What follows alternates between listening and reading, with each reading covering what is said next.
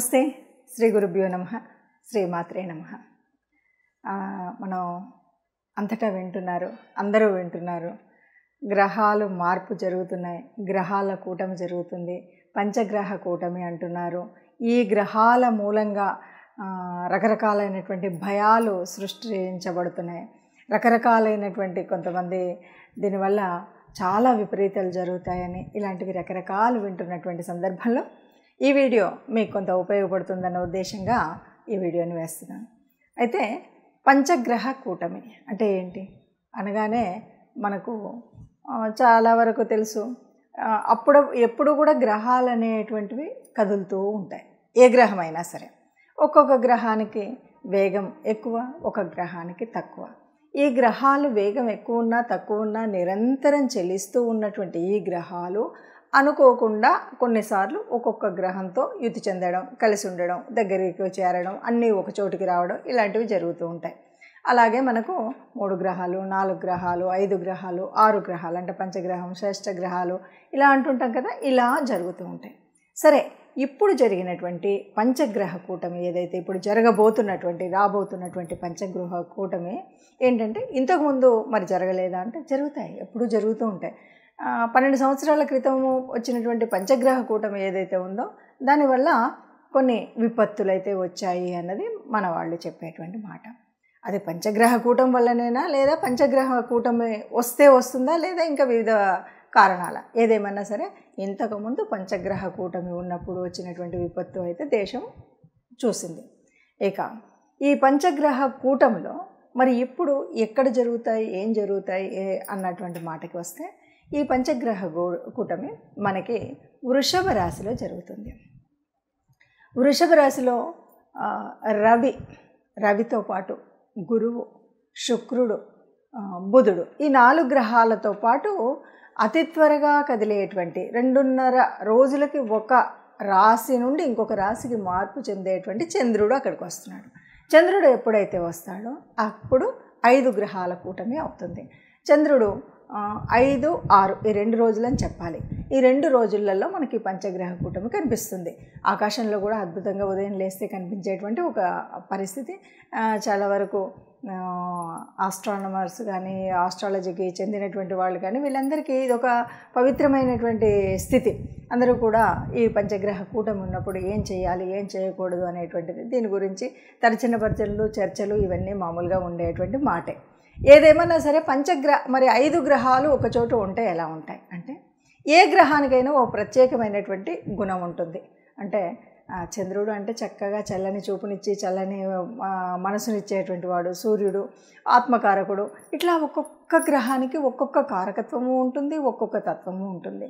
మరి ఇలా వివిధ తత్వాలు కలిసి ఒకచోట ఉండేసరికి ఏమవుతుందంటే ఈ తత్వాలు మంచిని ఇవ్వచ్చు, చెడుని ఇవ్వచ్చు, ఏమీ ఇవ్వకుండా ఉండొచ్చు. ఇది మరి ఇక్కడే 5 గ్రహాలు ఉన్నాయి. ఇంకా మనకు ఉండేటువంటి 9 గ్రహాల్లో మిగతావి 4 బయట ఉన్నాయి. మనకు తెలుసు. రాహు, కేతువు ఎక్కడున్నారో మనకు తెలుసు. రాహు మీనంలో ఉంటే కేతువు కన్యలో ఉన్నాడు. ఇక మిగిలింది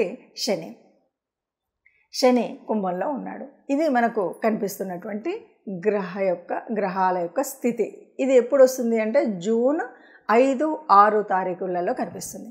మరి ఒక్కరోజు 2 రోజులు ఉండేటువంటి దాని గురించి ఇంత వీడియో అవసరమా, లేకపోతే ఇంతమంది చెప్పడం అవసరమా, ఇంతమంది వేద పండితులు, ఇంతమంది జ్యోతిష్యులు మాట్లాడడం అవసరమా అంటే ఎలా ఉంటుంది అంటే దీని యొక్క ప్రభావం తక్కువలో తక్కువ అంటే ఇప్పుడు మనం చేసేటువంటి ఒక పని మంచి కానీ చెడు కానీ ఆ రోజు కనుక మనం చేసినట్టయితే ఆ పని యొక్క ప్రభావం దాదాపుగా కొన్ని చిన్న పనులు అయితే దాని ప్రభావం వల్ల ఒక 40 రోజులు ఉంటుంది.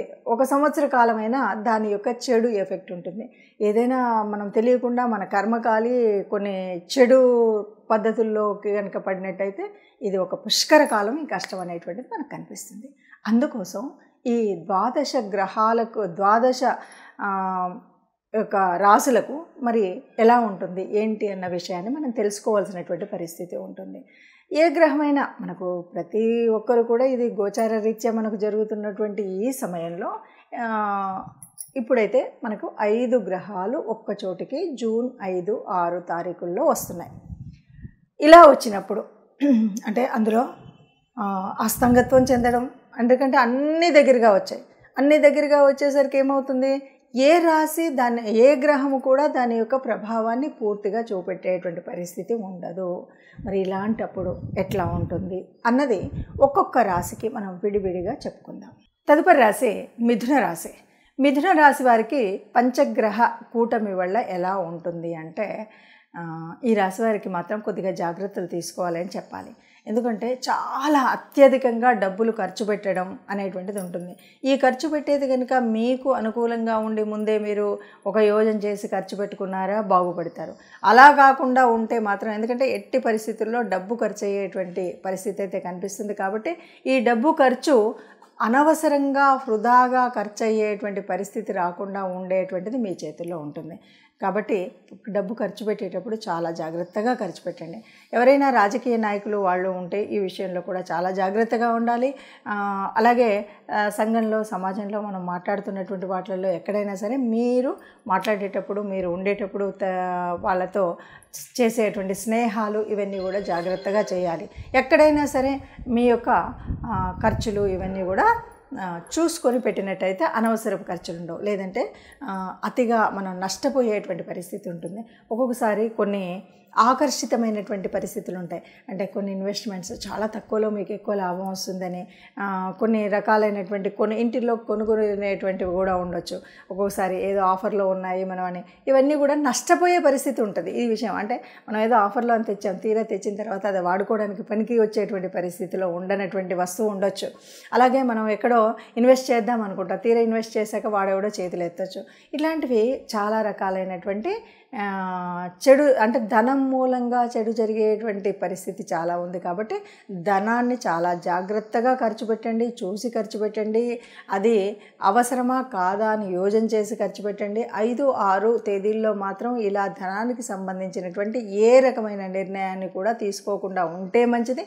అంతేకాదు, ఇక భూములకు వీటికి సంబంధించినటువంటి ఏ విషయమైనా కూడా తగు జాగ్రత్తతో, ఎవరికి అప్పిచ్చినా అప్పు తీసుకున్నా కూడా జాగ్రత్తతో చేసినట్టయితేనే ముందుకు వెళ్ళగలుగుతారు. లేదంటే మాత్రం నష్టపడేటువంటి పరిస్థితి ఈ రాశి వారికి ఎక్కువగా ఉంది అని చెప్పచ్చు. ఇది మనం మామూలుగా మన యొక్క మనుషులకు సంబంధించినటువంటి విషయం. ఇంతే కాదు, ఇలా పంచగ్రహ కూటమి జరిగినప్పుడు దేశానికి, విశ్వానికి కూడా మంచి చెడు అనేటువంటి జరుగుతుంది. ప్రత్యేకించి మరి మన భారతదేశానికి అనగానే ఈ దేశం వరకు మనం చూసుకున్నట్టయితే అనుకోని మార్పులు, ముఖ్యంగా రాజకీయంగా, అంటే ప్రభుత్వానికి సంబంధించింది. పూర్వకాలం అయితే రాజులు వాళ్ళకి సంబంధించినటువంటిది, దేశాన్ని పరిపాలించే వాళ్ళ గురించి అనేటువంటిది ఉంటుంది. ఆ పరిపాలనా విధానంలో పెద్ద మార్పులు, పెను మార్పులు జరిగేటువంటి అవకాశం అయితే మనకు ఈ పంచగ్రహ కూటమి మూలంగా జరిగేటువంటి అవకాశం ఉంటుంది. అది మంచా చెడా అంటే మార్పు అయితే జరుగుతుంది. ఆ మార్పు వల్ల వ్యతిరేకత రావచ్చు, అనుకూలత రావచ్చు. ఏదైనా సరే దేశానికి మాత్రం ఒక పెను మార్పు జరిగేటువంటి అవకాశం అయితే ఉంటుంది అని చెప్పచ్చు. ఇది మనకు ఇంట్రోలో వచ్చింది. 5 నిమిషాలు వచ్చింది కదా మొత్తం. సో ఇప్పుడు ఎండింగ్. మరి పంచగ్రహము గ్రహాల యొక్క కూటమి అనగానే అందరూ ఒక భయం అనేటువంటిది అవసరం లేదు అని తెలుస్తుంది కదా. పంచగ్రహ కూటమి వల్ల మనం పెద్దగా భయపడాల్సినటువంటి అవసరం ఏముండదు. కాకపోతే శారీరకంగా మనకు రెగ్యులర్గా గ్రహాల యొక్క మార్పు జరిగినప్పుడు ఎలా ఉంటుందో అలాంటి మార్పు అయితే జరుగుతుంది. ఒకటి ఏంటి అంటే, ఇప్పుడు ఈ సమయంలో ఈ పంచగ్రహ కూటానికి కొద్దిగా ఎక్కువగా చెప్పుకోవడం వల్ల ఏంటంటే, ఇది ఈ సంవత్సరము కొద్దిగా మనకెప్పుడు ఈ సంవత్సర కాలమే ప్రారంభమైనప్పటి నుండి కూడా ఇది కొంచెం కోపాలకి, తగాదాలకి, గొడవలకు ఎక్కువగా అవకాశం ఉండే సంవత్సరం అని చెప్పుకున్నాం. క్రోధినామ సంవత్సరము అని పేరు ఉండడం వల్ల. రెండవది, ఈ సంవత్సర ప్రారంభం మంగళవారం రోజు జరిగింది. మంగళవారానికి అధిపతి కుజుడు, మంగళుడు. కుజుడు కూడా ఏమంటే చాలు కోపంతో గబగబా ముందుకు లేస్తూ ఉంటాడు. కోపంతో ఎవడి మీదకైనా పైకి వెళ్ళడానికి ఉంటుంది.